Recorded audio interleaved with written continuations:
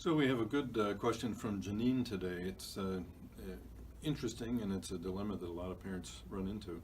She says, sometimes my daughter gets to 3 before school. So Janine's using counting, and the child gets to a count of 3, which would normally be a timeout or a rest period. Janine says, I always forget to give her a timeout after school when she comes back, and I don't want to make her late. She is on the safety patrol. So you have a dilemma. You're trying to up and out in the morning, and you want your daughter to be on time, especially for the safety patrol. And she hits a 3, so what are you going to do? Number one, this is a good time to look at what we call timeout alternatives. Timeout alternative is something different from a break time or rest period because you don't have time for it here.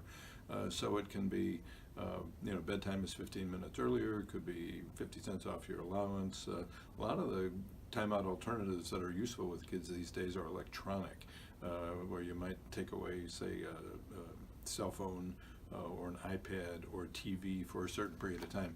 Don't make it, some parents get carried away. They say a month you can't have your iPad or your phone. That's ridiculous. Make it, a couple of hours or for the evening or something like that. So look at the list of timeout alternatives in the book.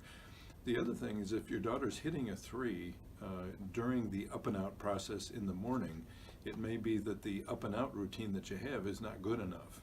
So you want to check your start behavior tactics from 1, 2, 3 Magic and look at the routines. You want to have a good routine for up and out as well as eating, bedtime, homework, and all the rest of that stuff. But what we're looking at here is getting up and out in the morning. So you can use charting for some kids. Other children you could use other tactics. You want to make sure you use a lot of praise and so on.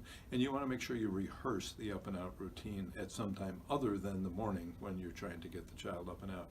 And having a good routine will probably reduce the need for counting and reduce the incidence of misbehavior. So good question and good luck.